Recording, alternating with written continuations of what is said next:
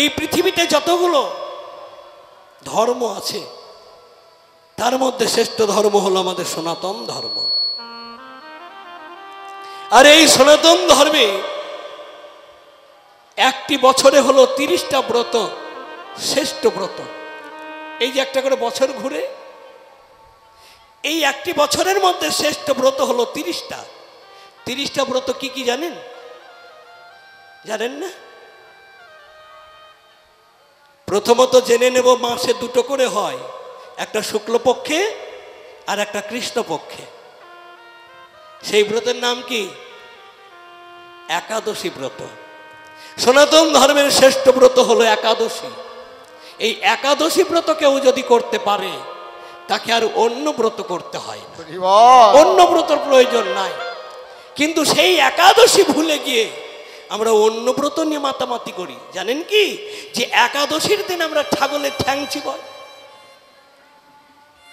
আমরা এত অন্ধকারে ডুবে আছি, এত অজ্ঞানত অন্ধকারে ডুবে আছি যে একাদশীর দিনে ছাগলের মাংস খাই, অথচ অন্য ব্রত নিয়ে মাতামাতি করি। তাহলে এই সনাতন ধর্মে বছরে 30টা ব্রতের মধ্যে শ্রেষ্ঠ ব্রত হচ্ছে একাদশী ব্রত। মাসে দুটো করে হয়। তাহলে মাসে দুটো হলে বছরে কয়টা হচ্ছে? 12 মাসে বছর 24টা। 24টা ব্রত আমরা পেয়ে গেলাম। আর 6টা ব্রত কি কি? ওই 6টা ব্রতের মধ্যে দুটো ব্রত হলো দুটো ছেলের জন্মদিন। ছেলেদের জন্মদিন করেন তো নাকি? কেক নিয়ে আসেন, মোমবাতি ধরিয়ে, হ্যাঁ,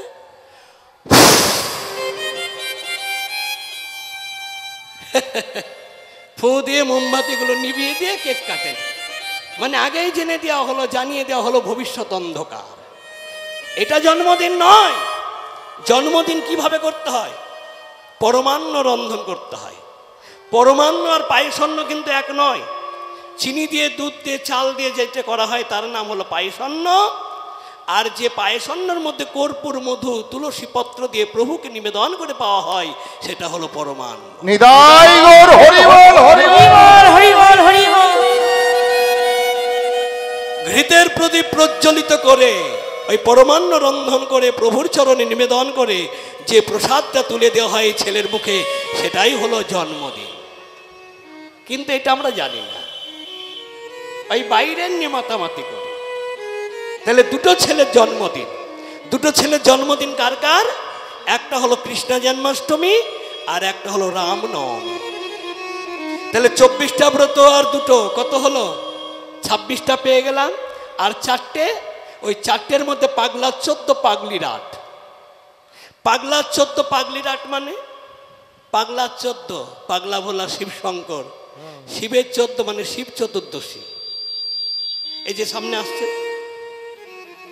ঘুরতে ঘুরতে আবার চলে আসবে, হরে কৃষ্ণ, শিব চতুর্দশী। আর পাগলি রাট ওই পাগলা ভোলা শঙ্করের স্ত্রী দুর্গা, দুর্গার হলো 8, দুর্গাষ্টমী।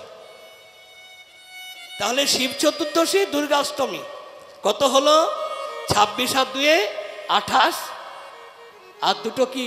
একটা হলো চন্দ্রগ্রহণ আর একটা হলো সূর্যগ্রহণ। এই যে চন্দ্রগ্রহণ মায়েরা ভালোভাবে জানে, সব থেকে ভালোভাবে জানে যারা গর্ভবতী মা। এই চন্দ্রগ্রহণ, সূর্যগ্রহণ অবস্থায় যদি কোনো কর্ম করে, সেই সাজা তার সন্তানকে পেতে হয়। পেতে হয় না? চন্দ্রগ্রহণ, সূর্যগ্রহণের সময় গর্ভে যদি সন্তান থাকে, সেই মা যদি একটা মাছ কাটে, সন্তান দেখবেন ওই ক্ষত অঙ্গ নিয়ে তাকে বেরোতে হয়। হ্যাঁ, তাহলে 30টা ব্রত পেয়ে গেলাম। মহাজন বলেন এই 30টা ব্রত তোমরা যদি না করতে পারো, অন্তত বছরে 4টে তোমরা করো।